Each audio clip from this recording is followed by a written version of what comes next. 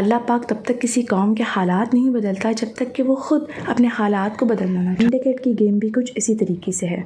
अगर आप चाहते हैं कि आपके रिज़ल्ट्स बेहतरीन आएँ तो आपको उसके लिए अपने हालात को चेंज करना होगा, अपनी मेहनत की स्ट्रेटजीज़ को थोड़ा कन्वर्ट करना पड़ेगा। हम लोगों ने बहुत सुना होगा कि इंडिकेट तो सारा जो है वो किस्मत का खेल है, लेकिन मेक श्योर कि किस्मत भी इंसान अपनी मेहनत से ख़ुद बनाता है। यहाँ पे से ज़रूरत है तो अपनी स्ट्रेटजीज़ को चेंज करने की, मेहनत के थोड़े तरीक़ों को चेंज करने की, हार्ड वर्क से स्मार्ट वर्क करने की, जो कि हम देखेंगे आज के इस वीडियो में। आपके गाइडेंस, अब कुछ लोगों का जो टेस्ट है वो जो है वो कुछ लोगों के पास अब वक्त है जो वो 3 मंथ्स का, कुछ लोगों के पास 2.5 मंथ होंगे या फिर कम से कम कह लें कि 2 मंथ्स होंगे। आपने सबसे पहले अपने टाइम्स को जो है वो 3 हाफ्स बना लेना है। फॉर सपोज आप एस्टिमेट कर लें कि कम से कम आपके पास जो है वो 2.5 मंथ्स है, उनको जो है वो 3 पोर्शंस में डिवाइड आउट करेंगे।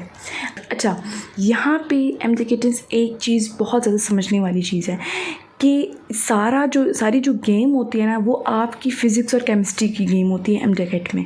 एमडेकेट में केमिस्ट्री और फिज़िक्स में दोनों सब्जेक्ट्स में अगर किसी एक सब्जेक्ट पे आपकी ग्रिप है तो आपकी सिलेक्शन होती है, लेकिन अगर आपके दोनों सब्जेक्ट्स पे अच्छी ग्रिप है तो आपके जो है वो टॉप करने के चांसेस आ जाते हैं। क्योंकि बायोलॉजी, इंग्लिश और लॉजिकल रीजनिंग के क्वेश्चंस ये तो जो है वो सबके जो है वो मैक्सिमम बायोलॉजी में होते हैं ये वो, लेकिन गेम सारी फिज़िक्स और केमिस्ट्री की बनती है। तो आपने जो पहला हाफ टाइम का डिवाइड किया है, इस हाफ में जो है वो हो सकता है वो हाफ 2 वीक्स का बन रहा है, 1 मंथ का बन रहा है, जितना भी आपका वो डेज़ का, आपने जो है वो फिज़िक्स और केमिस्ट्री को भरपूर फोकस करना है। अब क्या करना है आपने, मतलब दोनों सब्जेक्ट्स को साथ साथ चलाते रहना है। साइड में आपने अभी जो है वो इंग्लिश और लॉजिकल रीजनिंग का पोर्शन हाल फिलहाल आप बात के लिए रख लें। पहले हम अपने मेन सब्जेक्ट्स पे फोकस आउट करते हैं। तो बायो का आपने थोड़ा थोड़ा ध्यान देना है, मतलब जैसे अगर आपने दिन में जो है वो हाफ आवर दे दिया या फिर 1 आवर दे दिया, इट्स इनफ, ठीक है। बाकी जो है वो केमिस्ट्री और फिज़िक्स, इनको आपने बहुत ज़्यादा जो है वो फोकस में लाना है, इनको ज़्यादा टाइम देना है अपने सब्जेक्ट्स को। अब आपने क्या करना है कि फ़िज़िक्स और केमिस्ट्री का थोड़ा सा ओवरव्यू देख लेते हैं कि आपने कौन कौन सी मेन पॉइंट्स इसमें से ज़्यादा कवर अप करनी है, ठीक है। अब जो है वो आते हैं पहले हम केमिस्ट्री के पोर्शन पे। केमिस्ट्री में आप फर्स्ट ईयर की केमिस्ट्री को देख लें पहले कि फर्स्ट ईयर की केमिस्ट्री में मोस्ट ऑफ द जो पोर्शन है ना वो आपका फैक्ट्स का कम है, कॉन्सेप्ट्स का ज़्यादा है। जैसे आपके बॉयल्स लॉ आ गए, कुछ रिलेशंस हैं, अगर ये आपको रिलेशन जो है वो समझ नहीं आते ना तो आप आराम से जो है वो क्वेश्चन पिकअप नहीं कर पाएंगे। तो इसमें ज़्यादा जो फैक्ट्स भी डिपेंडेंट है ना, जो चीज़ें याद करने वाली भी डिपेंडेंट है ना, वो कॉन्सेप्ट के ऊपर डिपेंडेंट है। यहाँ से आपके अगर कोई न्यूमेरिकल्स लिए जाते हैं जैसे एम्पेरिकल फार्मूला के, मॉलिक्यूलर फार्मूला के, तो वो भी आपके काफ़ी जो है वो तभी आपको समझ आते हैं जब आपको थोड़ा सा आइडिया और कॉन्सेप्ट होता है। अब हम बात करते हैं सेकंड ईयर की केमिस्ट्री के बारे में। तो सेकंड ईयर की केमिस्ट्री में आपके 2 पोर्शंस होते हैं, एक आपका ऑर्गेनिक केमिस्ट्री का है और एक आपका इनऑर्गेनिक केमिस्ट्री का है। तो देखिए inorganic chemistry most of the जो पोर्शन है ना, जो क्वेश्चंस लिए जाते हैं वो सारे फैक्ट्स के ऊपर डिपेंडेंट होते हैं। कौन सा एलिमेंट कौन से ब्लॉक में, उसकी क्या प्रॉपर्टीज़ है, उसकी कौन सी जो है वो खुसूसियात हैं, तो ये सारी जो है वो आती हैं। बॉइलिंग पॉइंट, फ्रीजिंग पॉइंट, ये बात याद कर लें, टेम्परेचर, ये आपसे इतना ज़्यादा नहीं पूछते। सारा प्रिपरेशन का मेथड सारा नहीं पूछते, मेन चीज़ें आपसे पूछते हैं जो आपको फोकस में लानी होती हैं कि जैसे प्रिपरेशन का कौन सा मेथड है, उस मेथड का नाम क्या है, कुछ आसान से जो है वो आपको 1-2 जो है वो वैल्यूज़ याद होनी चाहिए, ये चीज़ आपको याद होनी चाहिए। हम ऑर्गेनिक केमिस्ट्री पे, तो ऑर्गेनिक केमिस्ट्री पे आपकी जो क्वेश्चंस ली जाते हैं वो 3 चीज़ों पे ऊपर डिपेंडेंट होते हैं। एक होते हैं आपकी प्रिपरेशन मेथड्स जो आपको एग्जैक्टली याद होने चाहिए कि बेंजीन भाई इन जो है वो तरीक़ों से बन रहा है, कि मीथेन के ये जो है वो चीज़ें हैं जहाँ से मीथेन बन रहा है और इनका ये जो है नाम है, प्रिपरेशन मेथड है, तो ये आपको याद होने चाहिए, ठीक है। उसके बाद जो है हम आते हैं नोमेनक्लेचर पे। अब मोस्ट ऑफ द जो क्वेश्चंस होते हैं ऑर्गेनिक केमिस्ट्री पे वो नोमेनक्लेचर के ऊपर डिपेंडेंट होते हैं। लेकिन नोमेनक्लेचर में आपको जब तक बेस नोमेनक्लेचर की पता नहीं होगी, सारा कॉन्सेप्ट आपको पता नहीं होगा कि किस तरीके से नोमेनक्लेचर है, बॉन्डिंग किस तरीके से होती है, नेमिंग किस तरीके से करनी होती है, आप क्वेश्चन पिकअप सही तरीके से नहीं कर पाएंगे। तो ये मोस्ट ऑफ द पोर्शन आपका इसी से लिया जाता है। तो आपको ये चीज़ बेस आनी चाहिए आपको नोमेनक्लेचर की, ठीक है। उसके बाद कुछ नोमेनक्लेचर आपको स्ट्रक्चर्स की सूरत में दिया जाता है जो आपको एज इट इज़ याद होनी चाहिए। जैसे आपकी जो है वो बेंजीन का फार्मूला होता है, एपिक्रिक एसिड का फार्मूला होता है, तो ये आपको मेन स्ट्रक्चर्स खुद याद होने चाहिए, ठीक है। उसके बाद हम ये चीज़ पे आ जाते हैं कि कैटलिस्ट, ठीक है। हर रिएक्शन में जो आपसे मोस्टली जो है ना रिएक्शन, अगर कोई इक्वेशन दी भी जाती है ऑर्गेनिक केमिस्ट्री से या इनऑर्गेनिक केमिस्ट्री से भी, अगर कोई एक आधी इक्वेशन दी भी जाती है तो उसमें से या तो आपको जो है वो एंड प्रोडक्ट पूछा जाता है, पर एंड प्रोडक्ट भी मेन जैसे बेंजीन की कोई इक्वेशन दे देते हैं कि लास्ट में बेंजीन बन रहा होता है या फिर बेंजीन से कोई प्रोडक्ट बन रही होती है, तो मेन आपसे दे रिएक्शन के प्रोडक्ट्स पूछते हैं, ठीक है। बाकी मोस्ट ऑफ द क्वेश्चन आपसे कैटलिस्ट पूछ रहे होते हैं जो आपको मेनली याद होना चाहिए, जैसे डिहाइड्रेशन में कौन सा होगा, हाइड्रोलाइसिस में कैटलिस्ट कौन से होंगे, तो ये मेन चीज़ें आपको आनी चाहिए, ठीक। बात करते हैं फिजिक्स के बारे में, ठीक है।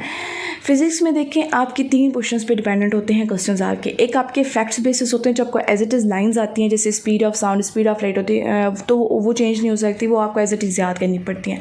दूसरी चीज़ होती है आपकी जो है वो कॉन्सेप्ट्स बेस्ड क्वेश्चंस होते हैं, जैसे आपकी कोई रिलेशनशिप्स हो गए, जैसे वॉल्यूम एंड टेम्परेचर का कर्व रिलेशनशिप है, या फिर रेजिस्टिविटी और कंडक्टिविटी, ऐसे कुछ रिलेशंस होते हैं, तो वो उसमें आपको कॉन्सेप्ट लगाना पड़ता है, ठीक है। कॉन्सेप्ट के साथ चीज़ें याद रखनी पड़ती हैं। उसके बाद जो है वो आपका थर्ड जो पोर्शन होता है वो न्यूमेरिकल का पोर्शन होता है। देखो न्यूमेरिकल का जो पोर्शन है ना, सारी गेम फिजिक्स में न्यूमेरिकल के पोर्शन की होती है। अब देखो न्यूमेरिकल कुछ इस टाइप के होते हैं कि उनमें ऑप्शंस में आपको कैलकुलेशन लगाकर जो है वो वैल्यू मालूम करना होता है, और कुछ में जो है वो आपको लाइन बाय लाइन जो है वो जवाब देना पड़ता है। जैसे फॉर सपोज अगर आपसे पूछते हैं कि मैंने ग्रेविटी इतनी दी थी, मास इतना, एक्सेलरेशन इतनी है, तो अब ये बताएं कि वेलोसिटी डिक्रीज होगी, इंक्रीज होगी, मतलब ऐसे आपसे क्वेश्चंस पूछते हैं लाइन बाय लाइन में, ठीक है। तो उसके लिए आपको न्यूमेरिकल जो फिजिक्स का होता है ना, उसमें आपने फैक्ट्स और कॉन्सेप्ट दोनों लगाने पड़ते हैं। अब फैक्ट्स में ये चीज़ कि आपको फार्मूला याद होना चाहिए, लेकिन formula is not just enough याद करना।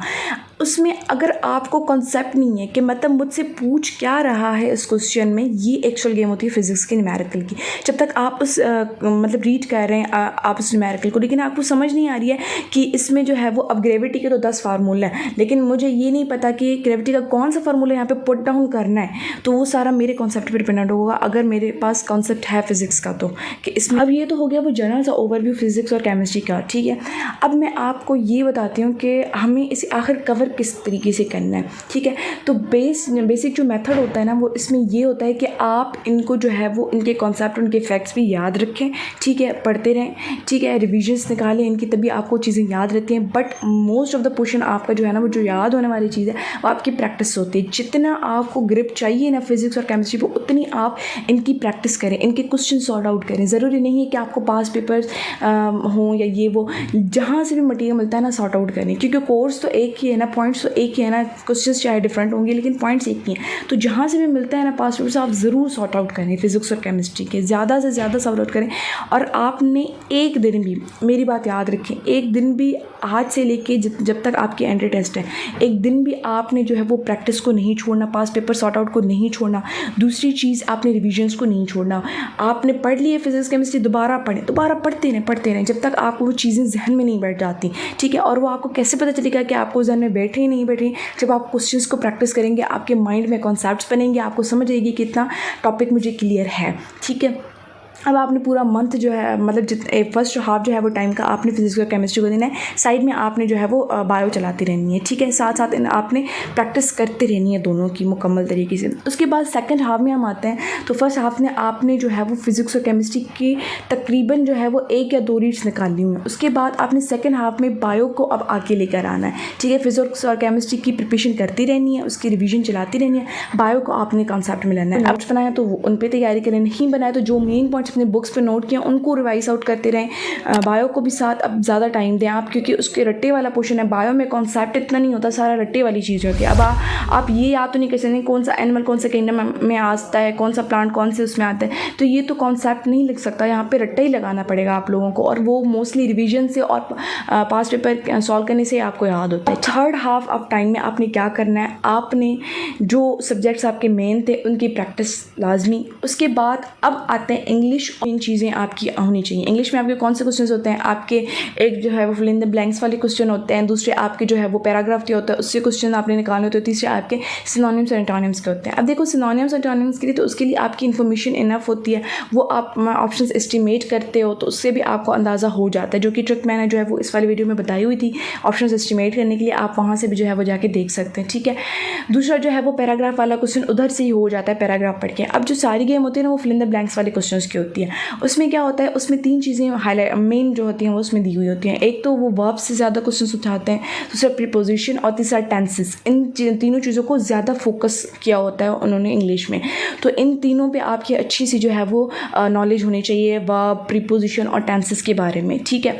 उसकी एक चीज़ लाजमी बोलूँगी आपको, आप ने फरमाया था कि इस्लाम बहुत आसान चीज़ है, लेकिन अगर आप उसे ओवरबर्डन करोगे तो आपको मुश्किल लगने लगेगा। सेम इज़ है कि कोई चीज़ भी मुश्किल नहीं होती, आप लोग उसे ओवरबर्डन करके मुश्किल बनाते हैं। तो ये आप पे डिपेंडेड है कि आप इंजॉय करते हुए अपनी प्रैक्टिस जारी रखते हैं या फिर आप ओवरबर्डन करते हैं एमडेकेट को कि नहीं भाई मुझे ये मटेरियल पे पढ़ना है, ये मटेरियल पे पढ़ना है। एक बात याद रखें, सारा का सारा मटेरियल हम नहीं पढ़ सकते, सारा का सारा मटेरियल हमारे मेमोरी स्टोर नहीं हो सकता कि हम दुनिया जहाँ का जो मटेरियल है वो पढ़ें और दुनिया जहाँ का मटेरियल हमें समा जाए हमारे अंदर में। तो ऐसा नहीं होता। उतनी प्रैक्टिस करें, उतना बर्डन लें जितना आप अभी ले सकते हैं।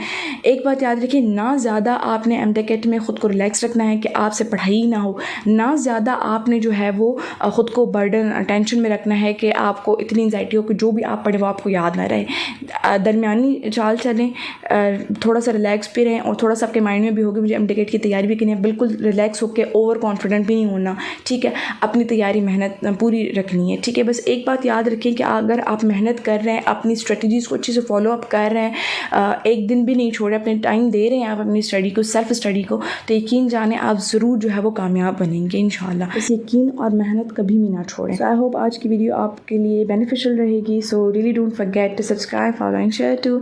अगर आपको और भी क्वेरीज हैं, so you can follow me on Instagram and DM me too.